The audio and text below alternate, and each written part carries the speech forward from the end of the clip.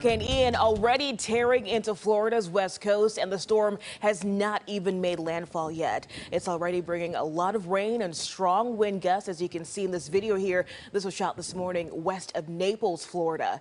And Florida's east coast is also getting soaked. This is a look at Vero Beach.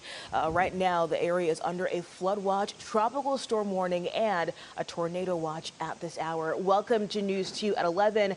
I'm Nikel Smith. News 2's Elizabeth Lane has been down in Fort Myers, and she is live there this morning. Elizabeth, give us an idea of what the conditions there are looking like now.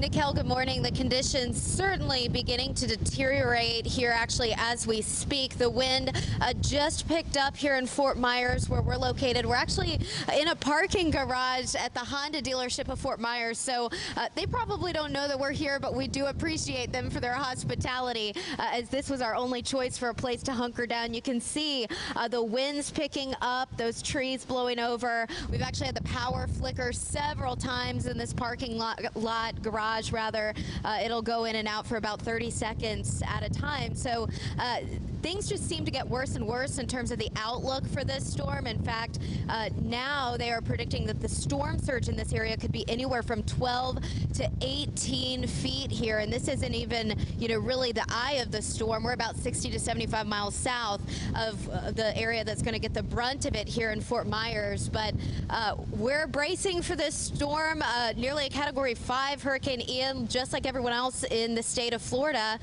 Several have chosen to stay behind in this area, Nikel.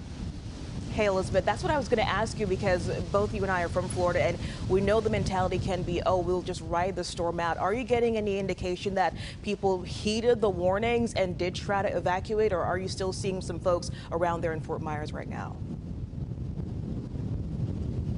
So, Nikel, about 2.5 million Floridians were under some kind of emergency evacuation order issued by the state of Florida. And so it does appear that they've heeded this. As you know, being a Floridian riding out, those 4 significant hurricanes that we had back in 2004, this one is even bigger than Hurricane Charley, significantly larger, which caused massive damage back in 2004. So it's been a while since we've experienced this. Floridians do remember those storms, and while many do hunker down, they take the preparations, they know what to do, and they're okay. Many others have chosen to leave, as well as the people who are newer to this state. There's been a lot of people moving here from other states like California, further up north, and so with their first go around, they certainly chose to evacuate. We've seen a lot of that, Nikel. Wow, you can even see the strength of the wind gusts even as you're in that strong structure there, Elizabeth. Thank you so much. We'll check back in with you in just a bit, but please be safe down there. And folks, we've learned nearly 203,000 customers in Florida are without power right now. You're taking a look at a map from poweroutage.us, and the majority of the outages seem to be happening, of course, on the west coast. Hurricane Ian is also impacting air travel across the country and here in Nashville.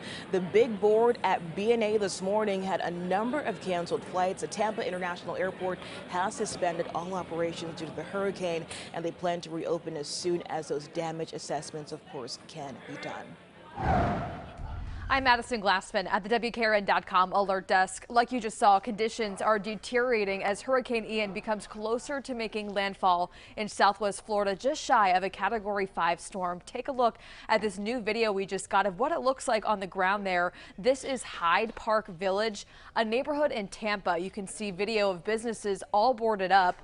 Dozens have sandbags laid out along their storefront in hopes of protecting their property as much as they possibly can. Florida Governor Ron DeSantis saying it's too late to flee the Fort Myers area. That's where we just saw Elizabeth, urging people to start hunkering down. City officials there tweeting, telling people to avoid the roads. We heard from emergency management officials this morning. Take a listen. If that water gets high, the winds come in, the rain comes in, we are not going to be able to send folks in to come out and get you. You're going to be stuck there on your own, literally. For the latest breaking news on Hurricane Ian, just go to WKRN.com.